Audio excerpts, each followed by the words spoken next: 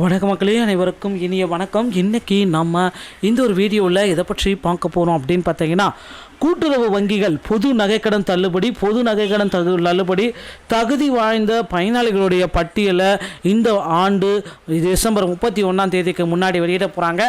So இந்த டைமில் நீங்கள் என்னென்ன விதிமுறைகளை பின்பற்றணும், 5 சவரன் மேல் கீழ் யாருக்கெல்லாம் இந்த நகை தள்ளுபடி உண்டு, மீண்டும் இப்போ நகை தள்ளுபடி நகை அடமானத்தில் வச்சா கூட தள்ளுபடி கிடைக்குமா, இவற்றை குறித்து இந்த வீடியோவில் முக்கிய தகவலை நம்ம பார்க்கலாம். நீங்கள் நம்முடைய சேனலில் முதல் முறையாக பார்க்குறீங்க அப்படின்னா மறக்காமல் ஒரு சப்ஸ்கிரைப் பெல்லை கிளிக் பண்ணி வச்சுக்கோங்க.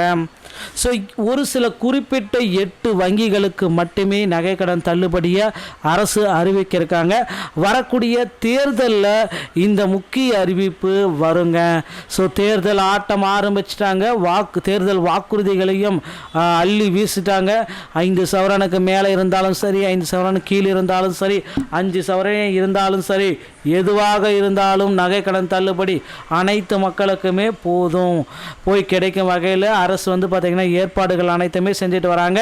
இந்த டைம் பொறுத்த வரைக்கும் நகையுடைய ரேட் ஏறிடுச்சுங்க.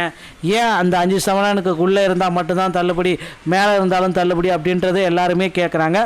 நகையுடைய ரேட்டு தாறுமாறாக ஏறிட்டுருக்கு. இதனால் தமிழக அரசு பார்த்திங்கன்னா 5 சவரனுக்கு மேலே இருந்தாலும் தள்ளுபடி வழங்கலாம் அப்படின்ற மாதிரி யோசனைகள் போய்ட்டுருக்கு. 5 சவரனுக்குள்ளே இருந்தாலும் தள்ளுபடி வழங்கலாம். ஸோ குறிப்பிட்ட தேதி அப்படின்னு நம்ம பார்க்குறப்ப வரக்கூடிய டிசம்பர் 31/12/2025 முன்னாடி நீங்கள் நகைக்கடன் பேங்க்கில் வாங்கியிருந்தீங்க அப்படின்னா தள்ளுபடிக்கு எலிஜிபிள் கேண்டிடேட்டாக இருக்க முடியுங்க. அதற்கு பின்னாடி வரக்கூடிய 1/12/2026 அன்னைக்கு வாங்கினா கூட நகைக்கடன் தள்ளுபடிக்கு எலிஜிபிலிட்டி ஆக மாட்டேங்க. ஏன்னா எலெக்ஷன் டைமுங்க இது. ஸோ அதனால் டேட் எல்லாமே கிளியராக செக் பண்ணுவாங்க. இந்த டேட்லேருந்து இந்த டேட் வரைக்கும் தள்ளுபடி நாங்கள் கொடுக்குறோம் அப்படின்றது மட்டும்தான் நமக்கு மென்ஷன் பண்ணுவாங்க. ஸோ அதனால் எந்த டேட்லேருந்து எந்த டேட் வரைக்கும்ன்றதை கொஞ்சம் கிளாரிட்டியோடு பார்த்துக்கோங்க. ஸோ இதில் தான் நகைக்கடன் தள்ளுபடியை அடங்கியிருக்குங்க. நகைக்கடன் தள்ளுபடி குறித்து ஒரு சில முக்கியமான தகவல்கள் எல்லாமே வந்திருக்கு.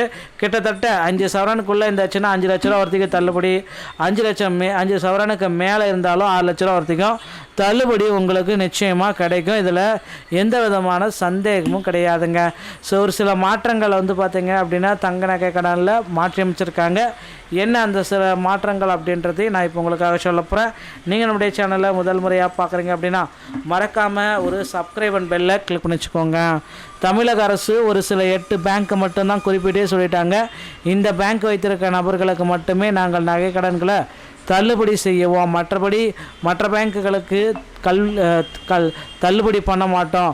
நகை கடன் தள்ளுபடி, கல்வி கடன் தள்ளுபடி என்பதற்கு அதிர்ச்சி கொடுக்கும் திமுகவுடைய தேர்தல் அறிக்கையுடைய லிஸ்ட்டு பார்த்திங்கன்னா ரெடியாக இருக்குங்க.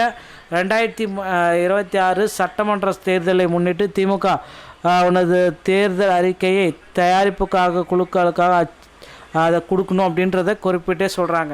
ஸோ இப்போ பார்த்திங்க அப்படின்னா நகைக்கடனில் இப்போ ஒரு ரொம்ப முக்கியமான ஒரு அப்டேட் கொண்டு இருக்காங்க. ஸோ தேர்தல் விரைவில் வரப்போகிறது, நகைக்கடன் தள்ளுபடி ஆக போகிறது என்ற பெருத்த நம்பிக்கையில் தொடக்க வேளாண்மை கூட்டுறவு வங்கிகளில் நகைக்கடன் பெறுவதில் விவசாயிகள் ஆர்வம் காட்டி வருகின்றனர். இது சம்பந்தமாக மாநில அரசு மேற்கொள்ளும் நகைக்கடன்கள், இந்த கடனை பெறுவதற்கான செயல்முறைகள், நிபந்தனைகள் என்னென்ன அதை அறிந்து மீண்டும் கூட நீங்கள் நகைக்கடனை ஸ்டார்ட் பண்ணிக்கலாங்க. நகைக்கடனை பொறுத்த வரைக்கும் நம்முடைய நாட்டை பொறுத்தவரை விவசாயம் பிரதான தொழிலாக உள்ளது எல்லாருக்குமே தெரியும். ஸோ நகைக்கடன் தள்ளுபடி கூட்டுறவு, அதிலும் அதிகமாக தொடக்க வேளாண்மை கூட்டுறவு, மத்திய வங்கி, நிலவள வங்கி போன்றவற்றில் வாங்குவதை விவசாயிகள் மிகுந்த நம்பிக்கையோடையும் ஆர்வத்தையும் அதிகமாக காட்டிகிட்டு இருக்காங்க.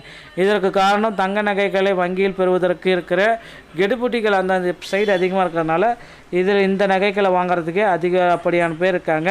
ஸோ நிபந்தனைகள், விதிமுறைகள் எதுவுமே கிடையாது. வட்டி விகிதம் எதுவும் குறையாது.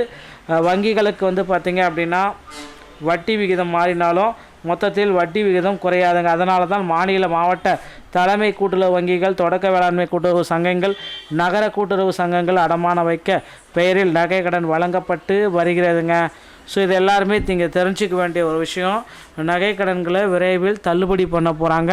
வரக்கூடிய எலெக்ஷன் டேட்டுக்கு முன்னாடியே கூட தள்ளுபடியாகும், இல்லை எலெக்ஷன் டேட்டுக்கு அடுத்த நாள் தள்ளுபடி ஆகிறதுக்கு வாய்ப்புகள் அதிகமாக இருக்குது. எலெக்ஷனில் திமுக ஒரு வேளை வின் பண்ணிட்டாங்க அப்படின்னா நிச்சயமாக பார்த்திங்கன்னா நீங்கள் எல்லாருமே எதிர்பார்த்த மாதிரி பிஎஸ்சியாக இருந்தாலும் சரி, டிஎன்எஸ்டிசியாக இருந்தாலும் சரி, நகை கடன்கள் எல்லாத்துலேயுமே வந்து பார்த்திங்க அப்படின்னா ஒரு மிகப்பெரிய ஒரு அப்டேட்டை கொடுப்பாங்க, மிகப்பெரிய ஒரு நல்ல முயற்சியை செய்வாங்க அப்படின்றத எதிர்பார்க்கலாங்க.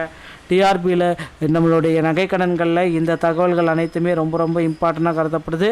மீண்டும் ஒரு நல்ல தகவலோடு நான் உங்களை சந்திக்கிறேன். நன்றி, வணக்கம், தேங்க்யூ.